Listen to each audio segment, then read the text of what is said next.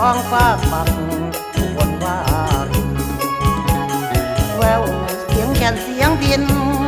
ซึ้งใจอายก่อนลมเข้าพรรษาปีกลายยังได้เคียงคู่อนงแห่เทียนเป็นขบวนร้องส่งสองเรายังคงรักกันชื่นบานแต่ในงานนี้